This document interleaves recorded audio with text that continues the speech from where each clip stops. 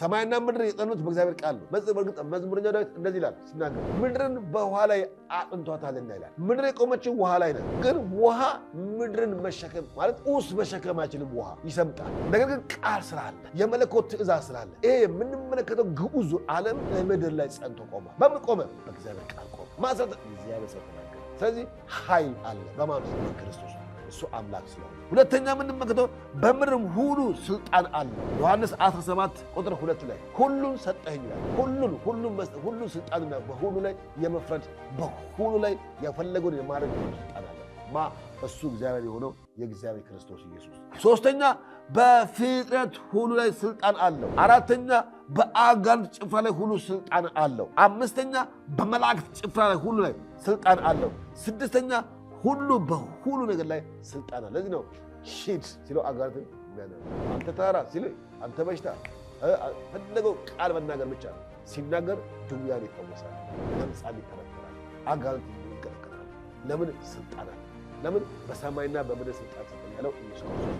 ስለዚህ ብቸኛ ባለስልጣን ሁሉም ማድረግ የሚችል እሱ ነው። እኛም ከእርሱ ተነስተን ነው በእርሱ መንፈስ ልጆች ስለሆንን የእሱን ስልጣን ተቀብለን በዚህ በሚጠፋው ዓለም ውስጥ አጋንንትን እየገሰጽን በሽቶችን እየፈወስን በስልጣን እግዚአብሔር መንግሥት የምንሰብከው። ስልጣን ማለት ማንነት ነው። በማን? በእግዚአብሔር ልጅ የተቀዳጀነው ትልቅ እውነት ነው።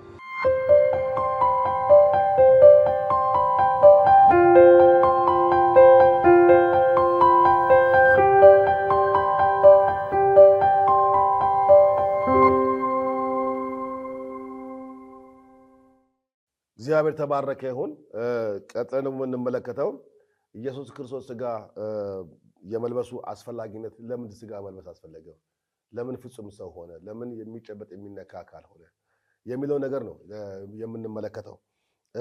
ከላይ ሰሞኑን እንደተመለከትነው እንግዲህ ስለ አስተያየሙ መጽሐፍ ቅዱሳችን በተለያየ አቅጣጫ እንደገለጡት ለማየት ሞክረናል።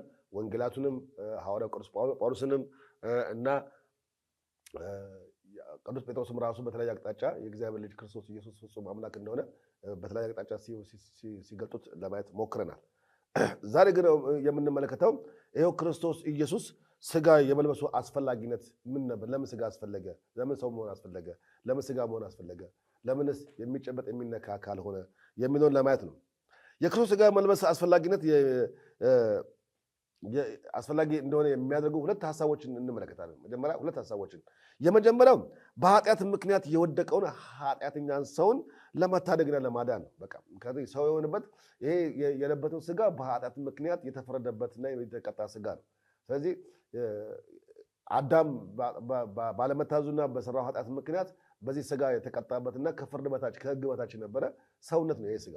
ስለዚህ ኢየሱስ ክርስቶስ ከዚህ ከሕግና ከፍርድ በታች የነበረውን የሰው ልጅ ለማዳን ሲል የግድ በሥጋ መልበስ ነበረበት። ምክንያቱም በሥጋው የተቀጣው አዳም በእርግጥ በመንፈሱ ተቀጣው፣ ነገር ግን ያ በሥጋ የተቀጣው አዳም በሥጋ መዋጀት ነበረበት፣ በሥጋ መበጀት ነበረበት፣ በሥጋ ቤዝነት ማግኘት ነበረበት። ስለዚህ እግዚአብሔር ሰውን በዔድን ገነት ሲፈጥር በንጹህ ቦታ አስቀመጠው፣ ኪዳንም ገባ ከሰው ጋር ግን ነገር ግን ሰው ከእግዚአብሔር ጋር የገባውን ኪዳን ሊጠብቅ አልቻለም።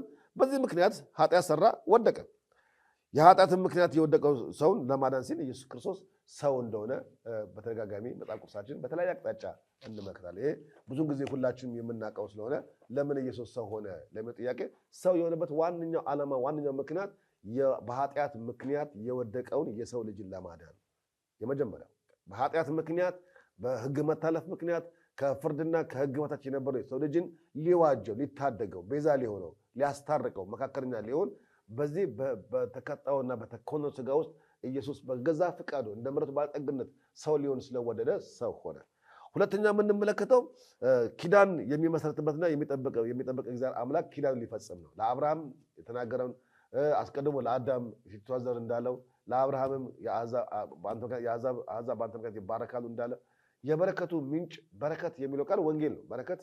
ወንጌል ተሰበከው ለአብርሃም መጀመሪያ በአንተ ምክንያት የምድር አሕዛብ ይባረካሉ ሲለው ያ ይባረካሉ የሚለው ቃል ለአብርሃም ወንጌል ነበር። የምስራች ነው ማለት የምስራች ማለት ነፃ ሊወጣ የማይችል ሰው ከፍርድ በታች የነበረ የሰው ልጅ ከሕግ በታች የነበረ ሰው ልጅ አሁን ግን ነፃ ሊያወጣ የሚችል ምን መጥቷል? አንድ አዲስ መንገድ መጥቷል። አንድ አዲስ የእግዚአብሔር እቅድ መጥቷል። አንድ የእግዚአብሔር አሰራር መጥቷል። እሱም መድኃኒታችን የሆነው ክርስቶስ ኢየሱስ ፍጹም ሰው በመሆን እኛን ቤዛ ሊሆነን ከኛ ጋር ተቀላቅሏል የሚለው በጣም ከባድና በጣም እግዚአብሔር አምላክ የሰው ልጅ የመውለዱ ሚስጥር የተገለጠበት ከፍተኛ የሆነ ድንቅ አሰራር ነው።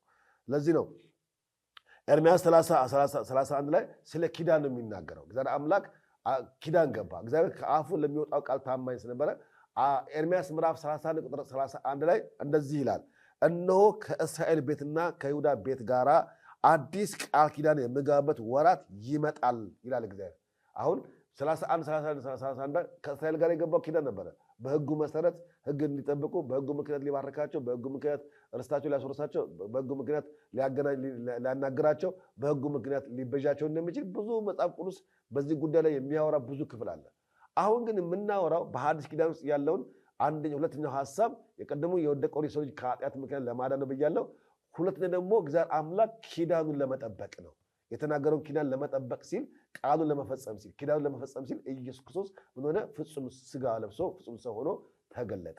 ለዚህ ነው ኤርምያስ ምዕራፍ 31 ቁጥር 31 ላይ አሁን ግን ሲናገር ከእስራኤል ቤትና ከይሁዳ ቤት ጋር አዲስ ቃል ኪዳን የሚገባበት ወራት ይመጣል አለ። አዲስ ቃል ኪዳን ገባ። እሱም ቃል ኪዳኑ ማን ነበረ? ክርስቶስ ኢየሱስ ነበረ። ለዚህ ነው የዕብራውያን ምዕራፍ 8 ቁጥር 8 ላይ ይህን ቃል አጠንክሮ የሚነግረን።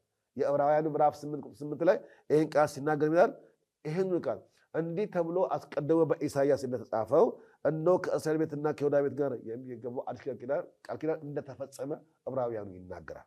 ስለዚህ ኢየሱስ ክርስቶስ አዲስ ኪዳን የሚገባበት ጊዜ ይመጣል ብሎ ያለውን ቃል ሊፈጽም ስለፈለገ ኢየሱስ ክርስቶስ ያንን ኪዳን ሊፈጽም ኢየሱስ ፍጹም ሰው እንደሆነ እንመለከታለን።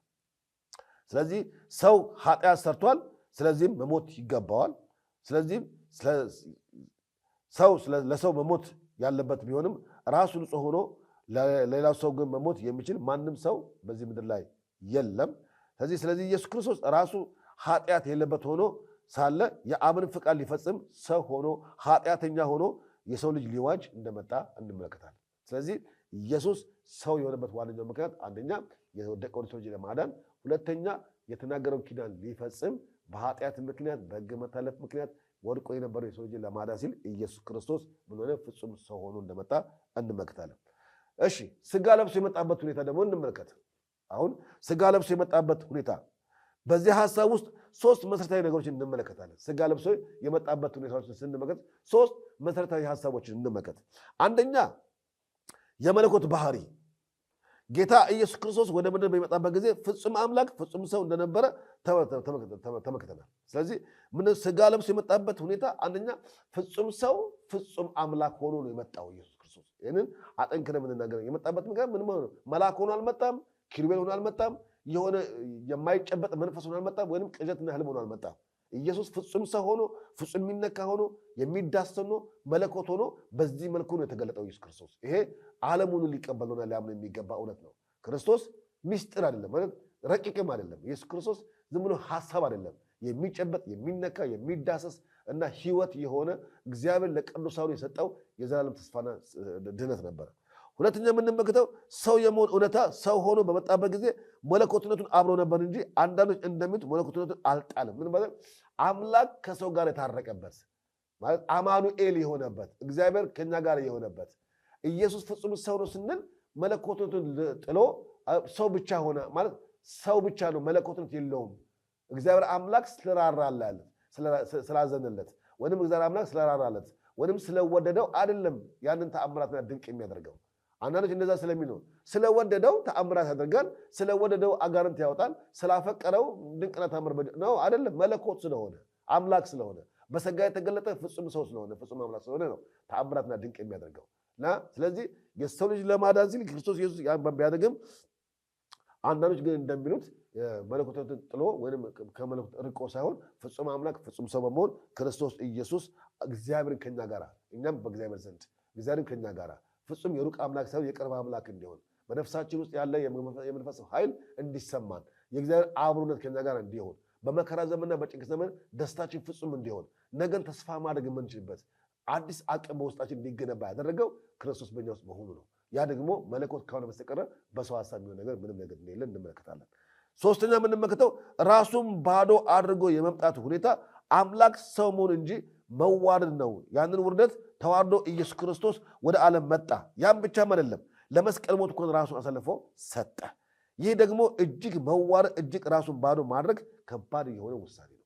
ኢየሱስ ሰው ብቻ መሆን ብቻ ሳይሆን ወይንም ከኛ ጋር አብሮ የመሆኑ ምክንያት ብቻ ሳይሆን ኢየሱስ ክርስቶስ የመጣበቱ መንገድ ስንመለከት ራሱን ባዶ አድርጎ መጣ። ሁሉን ማድረግ እየቻለ ማድረግ እንደማይቻለው አባት ሆይ እያለ እንደ ሰው እየለመነ ጌታ ሆይ ፍቃድ ቢሆንስ እያለ ፍቃዱን እየጠየቀ ፍጹም ሰው ሆኖ ራሱን ባዶ አድርጎ ብቻ ባዶ ማድረግ ብቻ አይደለም፣ የሰውን ኃጢአት ዋጋ ለመክፈል በኃጢአት ምክንያት የመጣውን ቅጣት ሁሉ ተቀበለ። አሁን እኛ ለመዳናችን የምንቀጣው የምንገረፈው የምንሰቀልበት ሰቅለን እንጨት የለም። ኢየሱስ ክርስቶስ እኛ እንዳንቀጣ፣ እኛ እንዳንሰቀል፣ እኛ እንዳንገረፍ፣ እኛ ዋጋ እንዳንከፍል ሞታችንን ሞቱ አድርጎ ወሰደ። ኃጢአታችንን ኃጢአቱ አድርጎ፣ ድካማችንን ድካሙ አድርጎ፣ በደላችንን በደሉ አድርጎ በእኛ ምትክ እሱ ተቀጣልን። ራሱን ባዶ እስኪያደርግ ድረስ ለመስቀል ሞቱ ከታዘዝ ድረስ ራሱን ባዶ አድርጎ መጣ። ይህ አመጣጥ፣ ይህ አካሄድ ቀደም እንደተናገሩ አመጣጡ በሶስት አቅጣጫ ነው ብያለሁ። አንደኛ እንዳልኳችሁ እንግዲህ የመጣበት መንገድ ፍጹም ሰው ነው፣ ፍጹም አምላክ ሆኖ የመጣው የሚጨበጥ የሚነካ ሆኖ፣ ሁለተኛ ደግሞ አማኑኤል ሆኖ አብሮን ከኛ ጋር አብሮነቱን ህልውናውን አደራርጎን ከኛ ጋር፣ ሶስተኛ ደግሞ እስከ መስቀል ሞት ድረስ እንኳን ስለ ኃጢአታችን ዋጋ በመክፈል በመታዘዝ ራሱን ባዶ በማድረግ ኢየሱስ ክርስቶስ በእንዲህ አይነት መልኩ መጣ። አሁን ይሄ የመጣበት መንገድ ማንም ደግ ሰው ሊያደርገው አይችልም። ማንም ለሰው የሚራራ ለሰው የሚያዝን ሰው ወይም ቅን ሰው ነው በጎ ሰው ነው የሚባል ሰው እንኳን ሊያደርገው አይችልም። አምላክ ግን በምሕረቱ ባለጠጋ ስለሆነ የሰው ልጅን በዚህ አይነት መልኩ ይተው ዘንድ ያልፈቀደ ኢየሱስ ክርስቶስ ለኃጢአት ዋጋ ይከፈል ዘንድ ልጁን ኢየሱስ ክርስቶስን እስከ መስቀል ሞት እንኳን ዋጋ እንዲከፍል ላከው። በኃጢአት ምክንያት እንዲቀጣ አደረገ። ይህ ስጋ በኃጢአት ምክንያት ተቀጣ። በመገረፍ በመቀጥቀጥ በብዙ ስቃይ ተቀጣ። ስለዚህ ለኃጢአት ዋጋ ተከፍሏል። ከዚህ በኋላ የሚፈስ ሌላ ደም የለም። ከዚህ በኋላ የሚሰቀል ሌላ ንጉሥ የለንም። ከዚህ በኋላ የምንጠብቀው ስርየት የለንም። ስርየታችን በክርስቶስ ተፈጽሟል። የኃጢአት ዋጋችን በክርስቶስ ደም ተከፍሏል። ከዚህ በኋላ ስላየነው መከራ ስላሳለፍነው ኃጢአት የምንቀጣበትና ዋጋ የምንከፍልበት ሌላ መስዋዕት አይቀርብም። አንዴ መስዋዕት ቀርቦልናል። በአፌ ተቀባይት አግኝተናል። ሁላችንም በክርስቶስ ኢየሱስ የእግዚአብሔር ልጆች ተብለናል። ይሄ እውነታ ነው። ልናውቀው ልንቀበለው ልንረዳው የሚገባው እግዚአብሔር በልጁ በኩል ያጎናጸፈን ትልቅ ስኬት ነው። ልጅነት ጸጋ ነው። ልጅነት ድል ነው። ልጅነት ስኬት ነው። ይህንን መቀበል ያስፈልጋል። ኢየሱስ ይህንን ልንቀበል ነው። ይህንን ልናቅ ነው። በዚህ በቀረልን ዕድሜና ዘመን በምንኖርባት ዓለም ውስጥ ይህንን ነገር ልናጣጥመው ይገባል። ለምን? እኔ የእግዚአብሔር ልጅ ነኝ። ስለ ኃጢአት፣ ስለ በደል፣ ስለ የትኛውም ክፋት ሁሉ ዋጋ የተከፈለልኝ በከበረ ደሙ የተገዛው የእግዚአብሔር መንግሥት ወራሽ የሆንኩ ድነትን ያገኘው ጸጋውን የምካፈል በቤተ ክርስቲያን ውስጥ ለሚጠፋው ዓለም እግዚአብሔር አምላክ ምርጥ አገልጋዩ አድርጎ ይቀባኝ፣ ለቤቱ ታማኝ አገልጋዩ አድርጎ የሾመኝ የእግዚአብሔር ምርጡ ዕቃ ብለን ልንናገር ይገባል። ይሄን ያደረግነው ጾመን ጸልየን አይደለም፣ በመከራ ተቀበለንም አይደለም። ምክንያቱም ይህንን እግዚአብሔር አምላክ ከራሳችን እንዳልሆነ በተለያየ አቅጣጫ መጽሐፍ ቅዱስ ይነግረናል። በተለይ የኤፌሶን ሐዋርያው ጳውሎስ ለኤፌሶን ሰዎች በጻፈላቸው መልእክቱ ላይ ይህን ክፍል በደንብ አድርጎ ያስረዳናል። ከራሳችን አይደለም የጸደቅነው፣ የእግዚአብሔር መንግሥት እየወረስነው፣ የእግዚአብሔር ልጅ የተባልነው ጾመን ጸልየን ገዳም ገብተን ቆሎ ቆርጥመን የትኛውም ስራ የእግዚአብሔር ልጅነትን አያጎናጸፍም። ልጅነት የሚገኘው የመጣውን የእግዚአብሔር ልጅ ዋጋ የከፈለልን ስለ ኃጢአታችን የተቀጠቀጠውን ደሙን ያፈሰልን ቤዛ የሆነ ኢየሱስን በማመንና በመቀበል የሚመጣ ልጅነት እንጂ በምንም በኩል አይመጣም። ለዚህ ነው ሐዋርያው ጳውሎስ ለኤፌሶን አገልጋዮች ወይም አማኞች ሲጽፍላቸው የኤፌሶን መልእክት ላይ ምዕራፍ 2 ላይ ሲናገር እንደዚህ ይላል፣ በበደላችሁና በኃጢአታችሁ ሙታን ነበራችሁ። እውነት ነው። ይሄ በደላችን፣ ነውራችን፣ ኃጢአታችን፣ ክፋታችን ምን አድርጎናል? ባሪያ አድርጎናል። ሙታን አድርጎናል። ሕያዋን አይደለንም፣ የሞትንን። ምን ገደለን? ኃጢአት ገሎናል፣ በደላችን ገሎናል። መጽሐፍ እንደሚናገር በእነርሱም በዚህ ዓለም እንዳሉ ኑሮ በማይታዙትም ልጆች ላይ አሁን ለሚሰራው መንፈስ አለቃ እንደሆነው በአየር ላይ ስልጣን እንዳለው አለቃ ፍቃድ በፊት ተመላለሳችሁ። በእነዚህ ልጆች መካከል እኛ ሁላችን ደግሞ የሥጋችንን የልቡናችን ፍቃድ እያደረግን በሥጋችን ምኞት በፊት እንኖር ነበርን። እንደ ሌሎችን ደግሞ ከፍጥረታችን ቀደም እንዳልኩት በአዳም ምክንያት ከፍጥረታችን ጀምሮ የቁጣ ልጆች ነበርን፣ የፍርድ ሰዎች ነበርን። በበደላችንና በኃጢአታችን ምክንያት የተፈረደብን ሙታን ሰዎች ነን። እግዚአብሔር ተባረከ ይሁን። ስለዚህ ትምክህት የለም። መጽሐፍ ሲናገር ግን ነገር ግን አለ እግዚአብሔር በምሕረቱ ባለጠጋ ስለሆነ ከወደደን ከትልቅ ፍቅሩ የተነሳ በበደላችን ሙታን እንኳን በሆንን ጊዜ ከክርስቶስ ጋር ሕይወትን ሰጠን። በጸጋ ድናችኋል። በሚመጡትም ዘመናት በክርስቶስ ኢየሱስ ለእኛ ባለው ቸርነት ከሁሉ የሚበልጠውን የጸጋውን ባለጠግነት ያሳይ ዘንድ ከእርሱ ጋር አስነሳን። በክርስቶስ ኢየሱስን በሰማያዊ ስፍራ ከእርሱ ጋር አስቀመጠን። ጸጋው በእምነት አድኗችኋልና። ይሄ ብቻ አይደለም የሚናገረው፣ ይህም የእግዚአብሔር ስጦታ ነው እንጂ ከእናንተ አይደለም፣ ማንም እንዳይመካ ከሥራ አይደለም። እኛ ፍጥረቱንና እንመላለስበት ዘንድ እግዚአብሔር አስቀድሞ ያዘጋጀውን መልካሙን ሥራ ለማድረግ በክርስቶስ ኢየሱስ ተፈጠርን ይላል። የኤፌሶን መልእክት ምዕራፍ 2 ከቁጥር 1 እስከ ቁጥር 7 ድረስ። ወገኖች ማስተዋል ያለብን ነገር ይህንን ነው። ማናችንም በራሳችን ብቃት መጽደቅ እንደማንችል መረዳት ያለብን እውነታ ነገር ክርስቶስ ኢየሱስ ፍጹም ሰው የሆነው ፍጹም ያንን የመስቀል ዋጋ እስኪከፍል ድረስ የታዘዘው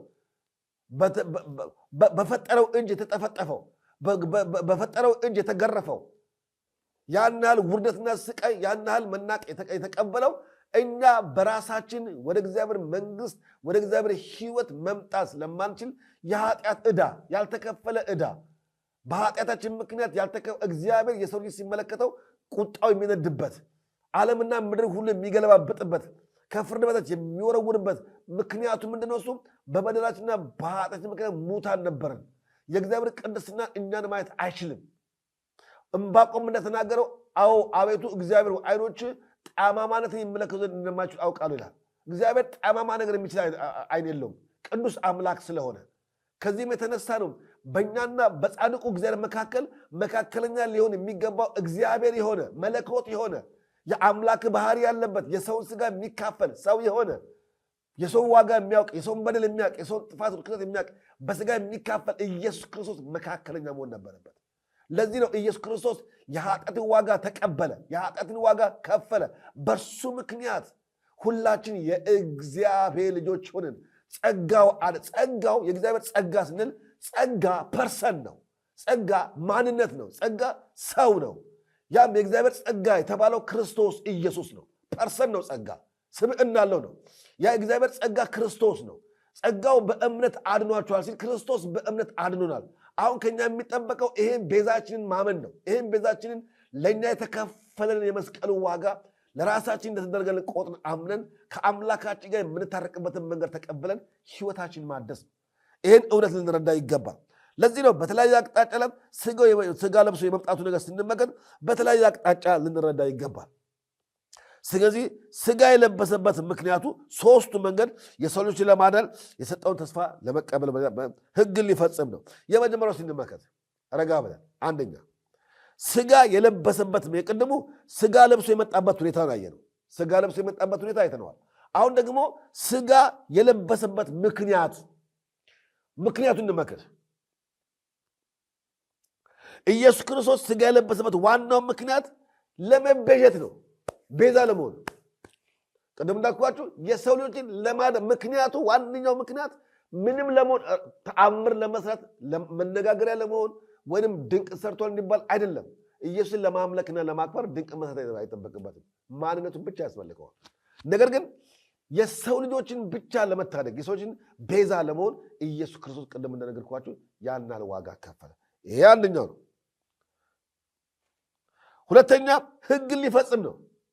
ኢየሱስ ክርስቶስ ሥጋ የለበሰበት ምክንያት ሕግን ሊፈጽም ነው። በሥጋው አማካኝነት ሕግን ካልኮን ነው። ሕግ ሁልጊዜ ወቃሽ ነው። ሕግ ሁልጊዜ ከሳሽ ነው። ሕግ ሊፈጽም በማይችል ሥጋ ውስጥ ሁልጊዜ ይቀጠቅጣል። የሰው ደግሞ ሕግን ሊፈጽም የሚችልበት ምንም አቅም የለውም። ስለዚህ የለበሰው ኢየሱስ የለበሰው ሥጋ መለኮት ተዋህደው ሥጋ ስለነበረ በኃጢአት ሕግ መተላለፍ የሚወቀስና የሚከሳ ሥጋ አልነበረም።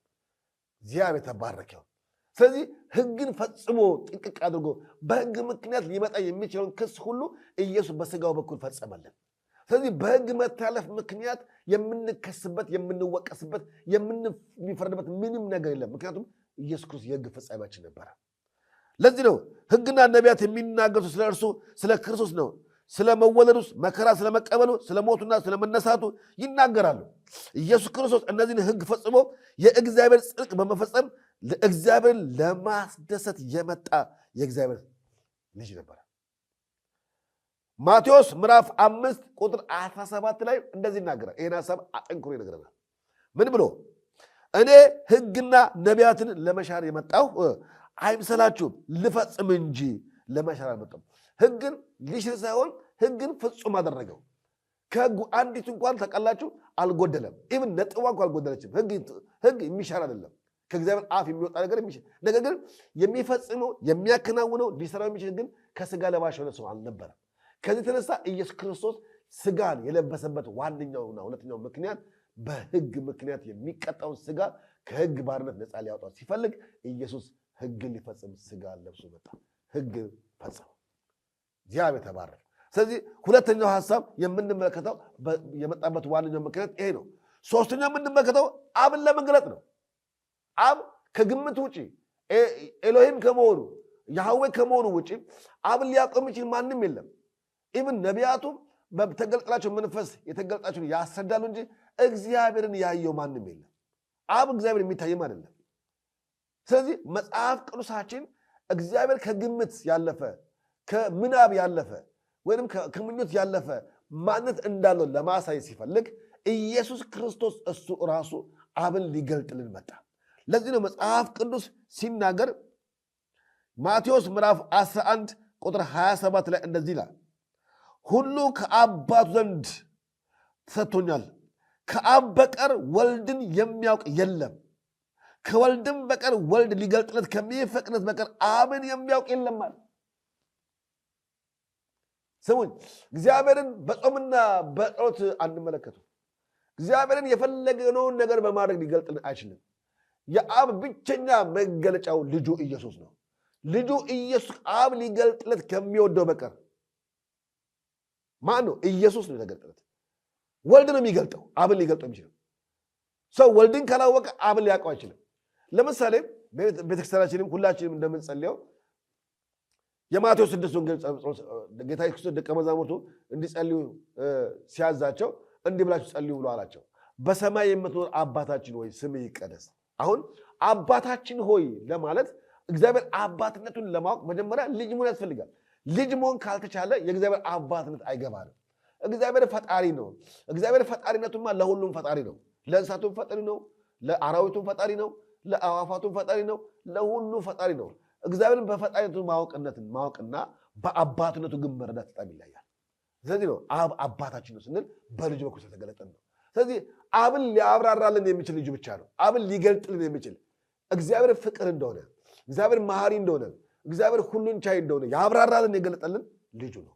ለዚህ ነው መጽሐፍ ቅዱስ ሲናገር ከአባቱ ዘንድ ተሰጥቶኛል ካለ በኋላ ከአብ በቀር ወልድን የሚያውቅ የለም ካለ በኋላ ከወልድ በቀር ወልድን ሊገልጥለት ከሚወደው በስተቀር አብን የሚያውቅ የለም። እግዚአብሔር የተባረከ ይሁን። መጽሐፍ ቅዱስ ኢየሱስ ክርስቶስ አባቱ በትክክል ገልጦታል። አብን በትክክል የተረከልን ኢየሱስ ክርስቶስ ብቻ፣ ከሱ ውጭ አብን ልናውቀው አንችልም። ስለዚህ ለምን መጣ ስንል አብን ሊገልጥልን። ቀሳፊ፣ ቀጪ፣ ፍርደኛ የሆነ አምላካችን እግዚአብሔር አምላክ መሐሪ፣ ይቅርባይ፣ ትሁት፣ የዋህ፣ ቸር፣ ደግ እንደሆነ የገለጠልን ኢየሱስ ነው። ከሱ ውጭ እግዚአብሔር አምላክ ልናውቀው አንችልም። አብን ከኢየሱስ ውጭ ልናየው አንችልም። መንገዱም ህይወቱም እሱ ብቻ ስለሆነ። አራተኛ የምንመለከተው ኢየሱስ ክርስቶስ ሰው የሆነበትን ምክንያት የሰይጣንን ስራና መንግስቱ ለማፍረስ ነው። ሰው የሆነበት የሰይጣን ስራ ሁሉ፣ የጨለማን ስራ ሁሉ፣ የኃጢአትን እስራት ሁሉ የበጣጠሰው ብቸኛ የእግዚአብሔር ክንድ ብርቱ ክንድ ማን ነው? ክርስቶስ ኢየሱስ። ለዚህ ነው መጽሐፍ ቅዱስ ሲናገር ኤፌሶን ምዕራፍ 5 ቁጥር 11 ላይ ፍሬም ከሌለው ከጨለማ ስራ ጋር አትተባበሩ ይልቁንም ግለጡት እንጂ ይላል። ስለዚህ የጨለማን ስራ የገለጠልን፣ የክፋትን ስራ ያብራራልን። ይሄ እግዚአብሔር የማይወደው የክፉ አሰራር ነው ብሎ ያብራራልን። ሲቀጥል ዲያብሎስ እንደፈለገ የሚጫወትበት፣ ሲፈልግ መጠጥ ቤት፣ ሲፈልግ ዘማዊ ቤት እንደፈለገ እያደረገ የሚጫወትበት እኛን ሰዎች ነፃ ሊያወጣን የሚችል ብቸኛ ነፃ አውጪ ኢየሱስ ብቻ ነው። ስለዚህ የዲያብሎስን ስራ ሊያፈርስ የእግዚአብሔር ልጅ ክርስቶስ ኢየሱስ ተገለጠ ይላል። የተገለጠው ኢየሱስ የዲያብሎስን ስራ ለማፍረስ ነው። ለዚህ መጽሐፍ ቅዱስ ዲያብሎስን ተቃውሙት ከእናንተ የሚሸሽ ይላል። ስለዚህ በመቃወም በመናፍስት ዓለም ላይ ስልጣን እንዲኖረንና የጠላትን አሰራር ብቸኛ ለማፍረስ አሁን ብዙ ጊዜ አያለው ሰዎች ጸላዔ ሰናይ ሲጠናወታቸው፣ ክፉ ዲያብሎስ ሲጠናወታቸው፣ የርኩስ መንፈስ ሲያድርባቸው ብዙ ሰዎች በተለያየ አቅጣጫ መፍትሄ ይፈልጋሉ። ስሙኝ፣ ጸበል ብንጠጣ፣ አፈር ብንጠጣ፣ የፈለግነው ገዳም ሄደን ብንዘቀዘቅና ብንጸልይ ዲያብሎስ በዚያ መንገድ አይወጣም። ዲያብሎስ የሚወጣው በጌታ በኢየሱስ ክርስቶስ ነው። በስሜ አጋንንትን ታወጣላችሁ ያለው። ስለዚህ በኢየሱስ ክርስቶስ ስም ካልሆነ በስተቀር የዲያብሎስ ስራ ማፍረስ አይደለም። ስለዚህ ኢየሱስ የመጣው የዲያብሎስ ስራ ሊያፈርስ ነው። በዲያብሎስ ላይ ስልጣን ደግሞ እንዲኖረን ጭምር ነው። ስለዚህ ኢየሱስ የመጣበት አራተኛው ምክንያት የሰይጣንን ስራ ለማፍረስ ነው። አምስተኛ ኢየሱስ የመጣበት ምክንያት ኃጢአት የሌለበትን የጽድቅ ኑሮ እንድንኖር እንድንችል ነው። ማለት ተቀላቅለን ነው የምንኖረው። ስለዚህ ልዩነት ያለው ኑሮ መኖር እንደሚቻል ሮሜ ላይ እንደሚናገር መጽሐፍ ቅዱስ ሲናገር ሐዋርያ ጳውሎስ ለሮሜ ሰዎች ሲጽፍላቸው እንደዚህ ይላል፣ በአእምሮ መታደስ ተለወጡ እንጂ ይህን ዓለም አትምሰሉ ይላል። ይህን ዓለም እንዳንመስል የሚያስችልን ጸጋ ያገኘነው በክርስቶስ ኢየሱስ ነው። ኢየሱስ የህይወት ምሳሌያችን ነው። ኢየሱስ የኑሯችን ምሳሌያችን ነው። ኢየሱስ የኑሮ ፈለጋችን ነው። ኢየሱስ የህይወት ፈለጋችን ነው። የመንገዱን ፈለግ ተከትለን ነው ምንድነው? ይልቁን መጽሐፍ ቅዱስ ሲናገር ክርስቶስ ኢየሱስን ለመምሰል ራስን አስለምድ ይላል። ስለዚህ የምንለምድበት የህይወት ልምዳችን ክርስቶስ ነው። እሱ አብን እንዳስደሰተ የአብን ስራ እንደፈጸመ እኔም ወገኖችም እያንዳንዳችን ክርስቲያን የሆነ ሁሉ የአብን ሐሳብ ማስደሰት የምንችለው መፈጸም የምንችለው በክርስቶስ ኢየሱስ የህይወት ምልልስ ስንመላለስ ነው። ለዚህ ነው በተለያየ አቅጣጫ መጽሐፍ ቅዱሳችን ስለዚህ ብዙ አስረጂ ጥቅሶችን ይሰጠናል። ሁላችንም አንደኛ ዮሐንስ ምዕራፍ 2 ቁጥር 6 ብናነብ እንደዚሁም አንደኛ ጴጥሮስ ምዕራፍ 2 ቁጥር 21 ላይ ስለዚህ ጉዳይ አብራርቶ ይነግረናል። ስድስተኛ የምንመለከተው ኢየሱስ ክርስቶስ የመጣበት ምክንያት ራሱን መስዋዕት በማድረግ ኃጢአትን ለማስወገድ ነው። በቃ የኃጢአትን ቅድም እንዳልኳችሁ የኃጢአትን ዋጋ ለመክፈል የኃጢአትን ዕዳ ለመክፈል ኢየሱስ የግድ ሰው መሆን ነበረበት። ለዚህ ነው መጽሐፍ ቅዱሳችን በተለያየ አቅጣጫ ይህን ክፍል ይፈተዋል። ለምሳሌ የሁለተኛ ቆሮንቶስ ምዕራፍ 5 ብመለከተው ደስ ይለኛል። ጥሩ ትንሽ አብራራዋልና ኢየሱስ ክርስቶስ መጽሐፍ ቅዱሳችን በተለያየ አቅጣጫ ስለሚፈታው የቆሮንቶስን ቤተክርስቲያን አማኞች ጳውሎስ ሲጽፍላቸው እንደዚህ ይላል፣ እኛ በእርሱ ሆነን የእግዚአብሔር ጽድቅ እንሆን ዘንድ ኃጢአት ያላወቀውን እርሱን ስለኛ ኃጢአት አደረገው ይላል። ስለዚህ ኢየሱስ የኃጢአትን ኃይል ለማስወገድ የኃጢአትን ዋጋ ለመክፈል እግዚአብሔር እኛን ስለማጽደቅ ሲል እሱ ያደረገው ኃጢአት አደረገው። በጣም ከባድ ነው። ማንም እናት፣ አባት፣ ወዳጅ፣ የቅርብ ወገን እንኳን ሊያደርገው የማይችል በሰው ሐሳብ ሊፈጸም የማይችል እግዚአብሔር ግን ኃጢአተኛ ሳይሆን ኃጢአት እስኪሆን ድረስ የኃጢአት ዋጋ ከፈለ። ስለዚህ እነዚህ አምስቱ መንገዶች ኢየሱስ ክርስቶስ እኛን ለማዳን ሰው የሆነበት ምክንያቱ ነው። ስለዚህ ነው ማንም ሰው መኖር ካለበት በኢየሱስ ነው። እንደውም ጨምሬ ብናገር እግዚአብሔር አምላክ አንድ ሰው በደንብ አድርጌ ልባርከው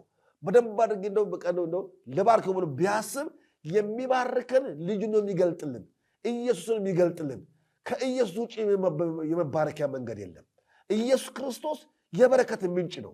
ስሙን የኃጢአት ዋጋ የተከፈለበት ልጅ የሆንበት ከሰይጣንና ከዲያብሎስ ቁራኛ ነፃ ያወጣንበት ተስፋ ጨብጠን በሚጠፋው ዓለም ውስጥ በተስፋ እንድንወጣ እንድንገባ ያደረገን ኢየሱስ ነው። ኢየሱስ የነፍሳችን መህልቅ ነው። የህይወታችን መንገድ ነው። የመንገዳችንን ብርሃን ነው። በሚጠፋው ዓለም ውስጥ ብቸኛ አቅማችንና ጉልበታችን ኢየሱስ ነው። ስለዚህ ኢየሱስ የመጣበት ምክንያት በእነዚህ 5 መንገዶች ነው እንመለከታለን። ስለዚህ በክርስቶስ ኢየሱስ ያልተቀበልነው ያልተቀዳጅነው ያላገኘነው ነገር የለም። ሰው ይህንን ሊረሳ አይገባም እና መረዳት ያለበትና ማወቅ ያለበት ይሄ ነው። ስለዚህ ወደሚቀጥሉ ሐሳብ ደግሞ እንሻገራለን። ክርስቶስ ኢየሱስ ማንነት እንደተመለከት ነው። አሁን ደግሞ የክርስቶስ ማንነት ወይም ከመለኮት ጋር ያለው ትስስር እንመለከታለን። ክርስቶስ ከማንነቱ ከመለኮት ጋር ያለው ትስስር ስብዕናው ከመለኮት ጋር ማንነቱ ወይንም ስጋነቱ ከመለኮት ጋር ያለው ቁርኝት ከመለኮት ጋር ያለው ውህደት ምን ይመስላል? እሱን ደግሞ እንመልከት። ክርስቶስ የክርስቶስ ማንነት ወይንም የክርስቶስ ስብዕና የክርስቶስ ሰውነት ከመለኮቱ ጋር ወይም ከዚህ ዲቫይን ከሚባለው ከመለኮት ስብዕና ጋር ያለው ትስስር ምን ይመስላል የሚለው በጣም ወሳኝ ነገር ነው። ኢየሱስ ክርስቶስ መለኮት ሆኖ እንደሚወለድ ነቢያት በተለያየ አቅጣጫ ተናግረዋል። አሁን መለኮት ስንል አምላክ ነው። ኢየሱስ ፍጹም ሰው የሆነው ኢየሱስ ክርስቶስ ያለው ኢየሱስ ክርስቶስ ምን እንደሆነ መለኮት አምላክ እንደሆነ አስቀድሞ ነቢያቱ በብዙ አቅጣጫ ይህን ነገር ይነግሩን ነበረ። ምን እያሉ? ለምሳሌ የኢሳይያስ ምዕራፍ 7 ቁጥር 14 ላይ ስሙንም አማኑኤል ይሉታል ይላል። አማኑኤል የሚለው ቃሉ ቀደም ሁላችንም እንደምናውቀው እግዚአብሔር ከኛ ጋር ነው።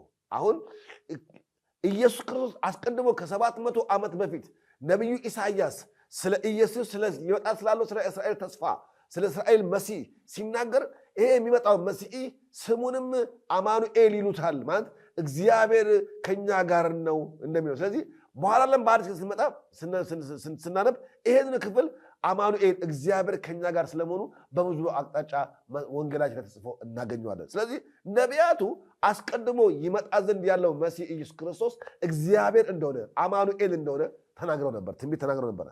ሁለተኛ የምንመለከተው ደግሞ ኢሳይያስ ላይ ነው። አሁንም ኢሳይያስ ምዕራፍ 9 ቁጥር 6 ላይ እንደዚህ ላይ ሲናገር ስሙም ድንቅ መካር ኃያል አምላክ ይላል። አሁን ኢየሱስ ድንቅ መካር ብቻ ሳይሆን ድንቅ ኃያል አምላክ ነው። ኢየሱስ አምላክ ነው።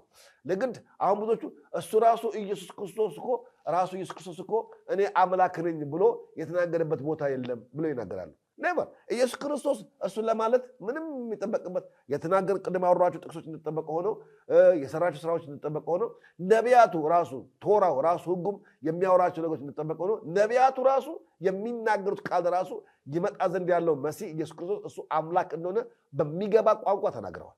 ምን ብለው? ፍጹም ነው ስሙም ድንቅ መካር ኃያል ምን ተብሎ ኃያል አምላክ የሰላም አለቃ ብለው ተናግረዋል። ስለዚህ ኢሳይያስ ይህንን በመናገሩ አስቀድሞ ኢየሱስ አምላክ እንደሆነ ነቢያት እንደተናገሩ አስረጂ ነው። ሌላ የምንመለከተው ኤርምያስ ነው። ኤርምያስ ምንድን ነው የሚለው? እግዚአብሔር ጽድቃችን ይላል። እግዚአብሔር ጽድቃችን የእግዚአብሔር ጽድቅ በማን የተገለጠው ስንል በክርስቶስ ኢየሱስ ነው። ስለዚህ ኢየሱስ ክርስቶስ የእግዚአብሔር ጽድቅ ነው። የእግዚአብሔር ጽድቅ ያደግ ተገልጧል የሚለው። ስለዚህ የእግዚአብሔር ጽድቅ የተገለጠው የእግዚአብሔር ጽድቅ ብለው እግዚአብሔር ይለዋል። ስለዚህ መለኮት እንደሆነ እግዚአብሔር የተገለጠው የእግዚአብሔር ጽድቅ አምላክ እንደሆነ አስረጅ እንደሆነ ኤርምያስ ደግሞ እንመለከታለን። ሌላው መዝሙረ ዳዊት ምዕራፍ 2 ቁጥር 7 ላይ የምናገኘው ነው። እሱ ምን ይላል?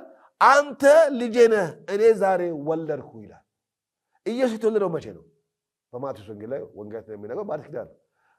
ዳዊት ግን አንተ ልጄ ነህ እኔ ዛሬ ወለድኩ እያለ አስቀድሞ ትንቢት ይናገር ነበር። ሊመጣ ስላለው መሲህ ሊገለጥ ስላለው መሲህ ዘላለማዊ አምላክ እንደሆነ ለሱ ቀን ጊዜ ቀመር የማይሰፈርለት ወራትና ዓመታት የማይቆጠርለት ከሰው ካላንደር በላይ በሆነ ምዕተ ዓመትና ምዕተ ዓለም ውስጥ የሚኖር ያህዌ አምላክ እንደሆነ አስረጅነቱ አንተ ዛሬ እኔ ወለድኩ የሚለው ቃል ወገኖች ኢንፋይናይት የሆነ መጨረሻ የሌለው እግዚአብሔር ለአደራረጉና ለአሰራሩ የሰዎች ቀመር የማይገድበው አምላክ እንደሆነ አስረጅ ነው። ሌላ የምንመለከተው መጽሐፍ ሚክያስ ምዕራፍ 5 ቁጥር 2 ላይ የምናገኘው ነው። ደግሞ እሱ ምን ይላል? ካንቺ ግን ይላል ካንቺ ግን አወጣጡ ከቀድሞ ጀምሮ ከዘላለም የሆነ ይላል። እግዚአብሔር ተባረከ ይሁን። ካንቺ ግን አወጣጡ ከቀድሞ ጀምሮ ከዘላለም የሆነ በእስራኤልም ገዢ የሚሆን ይወጣልኛል አለ ሚክያስ ይናገር። አወጣጡ መቼ? የዘላለም ነው። ኢየሱስ አመጣጡ ትናንትና ከቅድስት ድንግል ማርያም የተገኘ የተወለደ ሳይሆን አስቀድሞም ከዘላለም የነበረ ምድርና ሰማይ ከመፈጠሩ በፊት በመለኮታዊ ሕልውናው ዓለምን ይፈጥር የነበረ ለዓለም መገኘት ምክንያት የሆነ አወጣጡ ከጥንት የሆነ አመጣጡ ከጥንት የነበረ ነገር ግን በሥጋ የተገለጠበት መንገዱን ለእኛ አዲስ የሆነ ቢሆንም ነገር ግን ከዘላለም የነበረ አምላክ እንደሆነ አስረጅ ነው። እግዚአብሔር ተባረከ። ሌላው የምንመለከተው መዝሙረ ዳዊት ምዕራፍ 45 ቁጥር 6 ላይ የምናገኘው ነው። አምላክ ሆይ ዙፋንህ ለዘላለም ነው ይላል።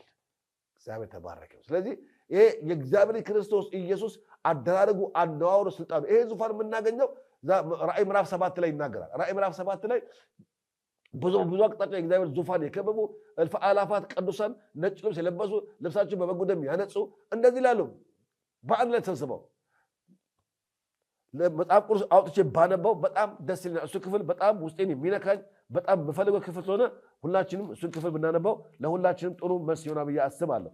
የእግዚአብሔር ክርስቶስ ኢየሱስ ዙፋኑ ከዘላለም እንደሆኑ ለማስረዳት ራእይ ምዕራፍ 7 ላይ የእግዚአብሔር ቃል እንደዚህ ይናገራል። እንደዚህ የሚል ሲናገር ምዕራፍ 7 ላይ ከዚህ በኋላ አየሁ ይላል ዮሐንስ። ብዙ ነገር ይመለከታል። ነገር ግን እዚህ ጋር የሚመለከተው ደግሞ ለየት ያለ ነገር ይመለከታል። ምን ብሎ ነው የሚመለከተው? እነሆ አንድ እንኳን ሊቆጥራቸው የማይችል ከሕዝብና ከነገድ ከወገንም ከቋንቋም ሁሉ እጅግ ብዙ ሰዎች ነበሩ። ነጭ ልብስም ለብሰው የዘንባባ ዝንጣፊዎቻቸውን በእጆቻቸው ይዘው በዙፋኑ በበጉ ፊት ቆመው ነበር። በዙፋኑ በየትኛው ዙፋን? ዳዊት የተናገረው አምላክ ሆይ ዙፋንህ ለዘላለም ነው ያለው። እዚህ ጋር ደግሞ ስንመለከት በበጉ ፊት የቆሙ በጉ ማለት ኢየሱስ ክርስቶስ ነው። ነዋ በግዑ ለእግዚአብሔር ዘኢያት ኃጢአተ ዓለም የዓለምን ኃጢአት የሚያስወግድ የእግዚአብሔር በግ የተባለው ዓለምን ኃጢአት የሚያስወግድ የተሰዋ ያ እግዚአብሔር በግ አሁን ደግሞ ከትንሣኤው በኋላ በአባቱ ቀኝ የተቀመጠው ያ እግዚአብሔር በግ ሚላ ሲናገር ዮሐንስ የዘንባባ ዝንጣፊ በእጆቻቸው ይዘው ነጭ ልብስም ለብሰው እነዚህ በእጆቻቸው ይዘው በዙፋኑና በበጉ ፊት ቆመው በታላቅ ድምፅ እየጮሁ በዙፋኑ ላይ ለተቀመጠው ለአምላካችን ለበጉ ማዳን ነው አሉ። አሁን ማን? በጉ። የት? ለአምላካቸው የት የተቀመጠው? በዙፋኑ የተቀመጠው።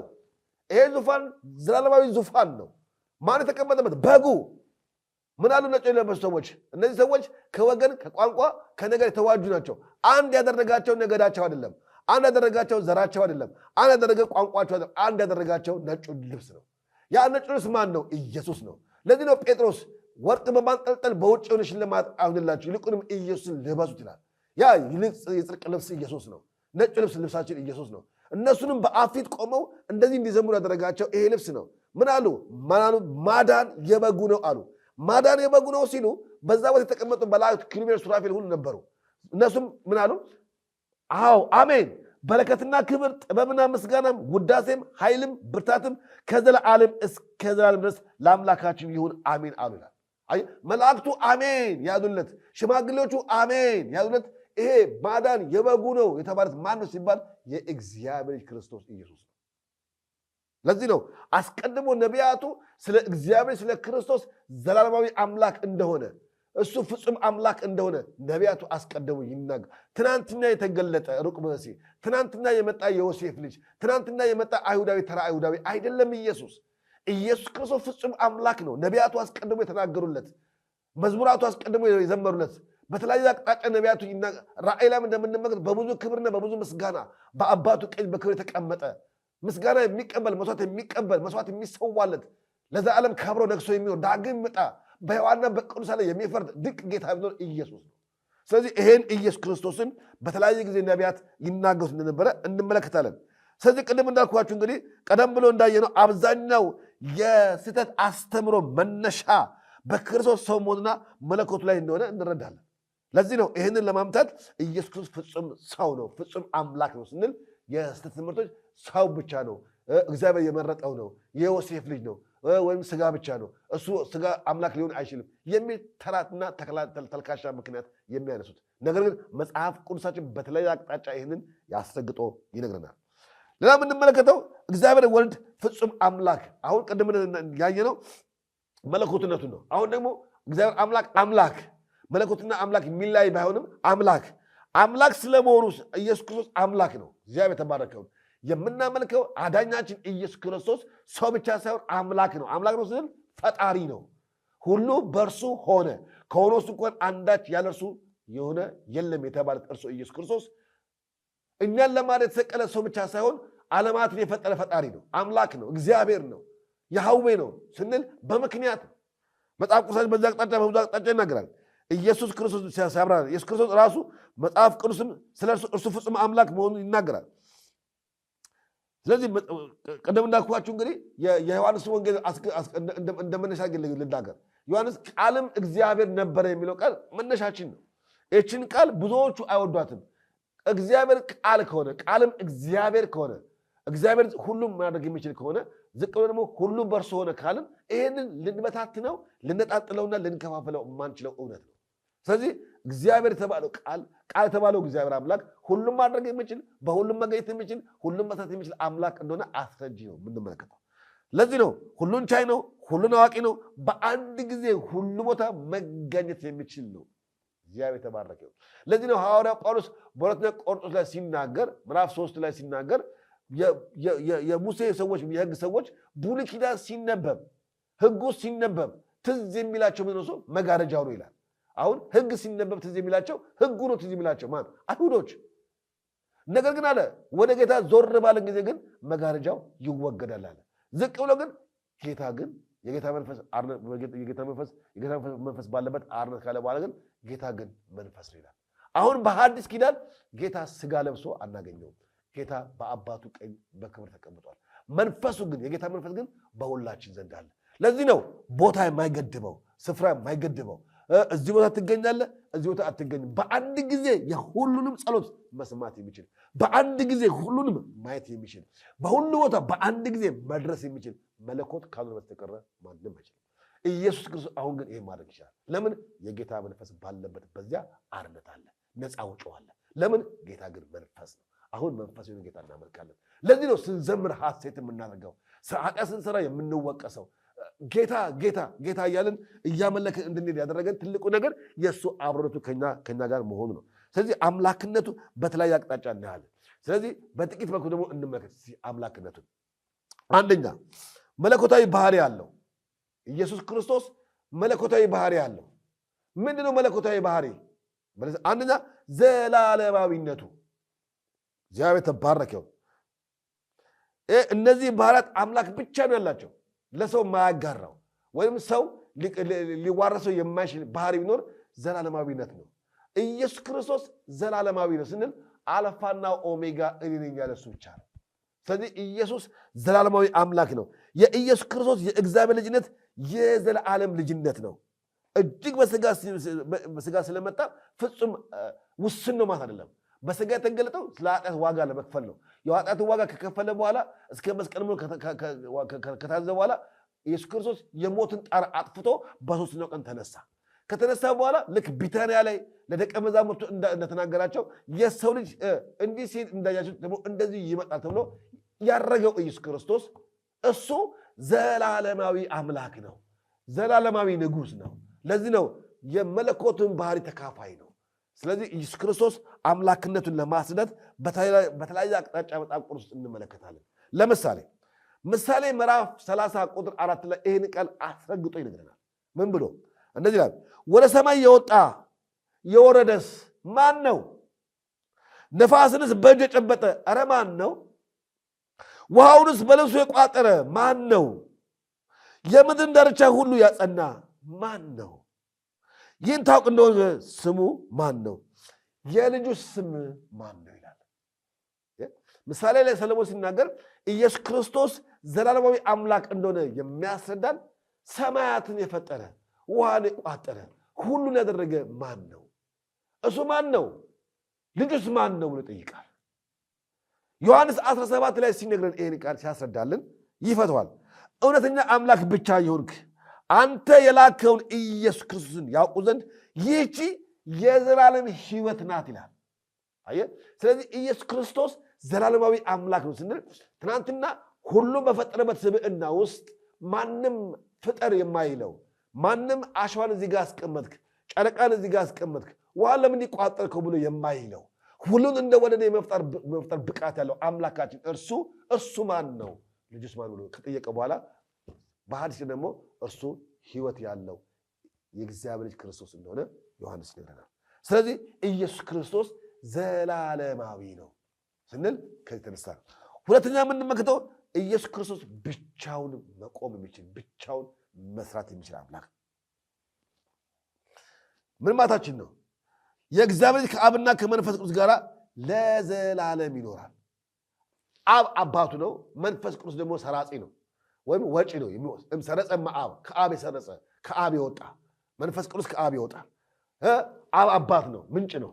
ልጅ ግን ኢየሱስ ክርስቶስ ከአብም የወልድም ከመንፈስ ቅዱስም መካከለኛ ሲሆን ብቸኛ የሆነ የራሱ አብ ያለው የራሱ መንፈስ ያለው ማለት አይደለም።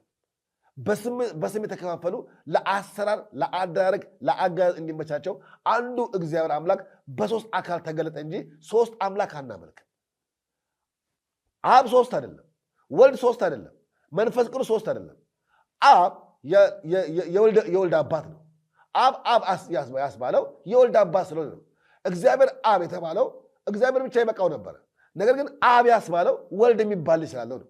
ልጅ ካለ ደግሞ መገኛ አለ። ማን? አብም ይባላል።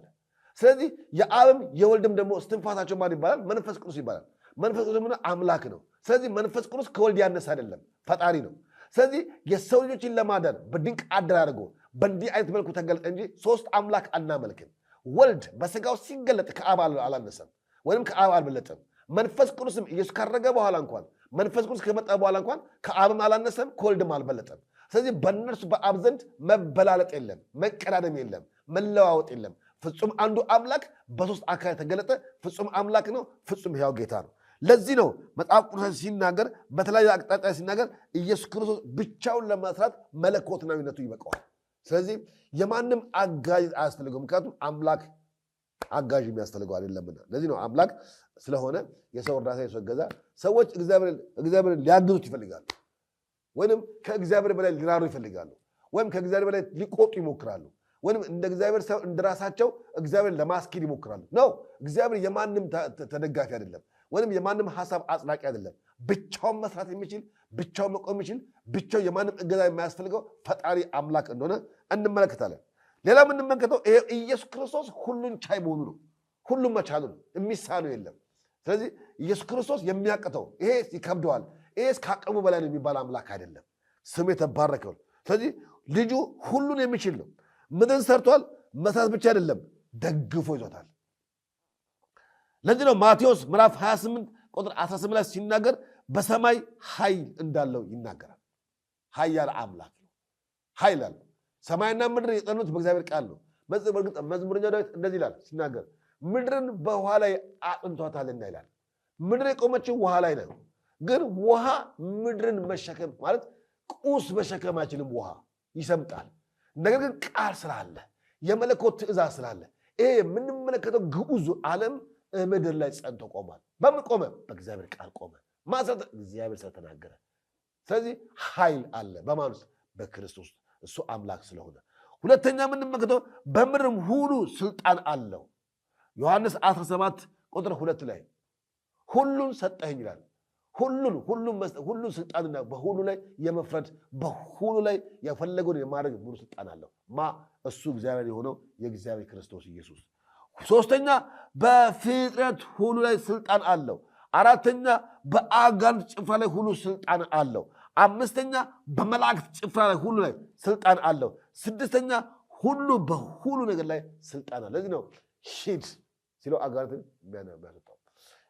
አንተ ተራራ ሲለው አንተ በሽታ ፈለገው ቃል መናገር ብቻ ነው። ሲናገር ድውያን ይፈወሳሉ፣ ለምጻም ይተረተራል፣ አጋንንት ይንቀጠቀጣሉ። ለምን? ስልጣን አለው። ለምን? በሰማይና በምድር ስልጣን ሰጠኝ ያለው ኢየሱስ ክርስቶስ ነው።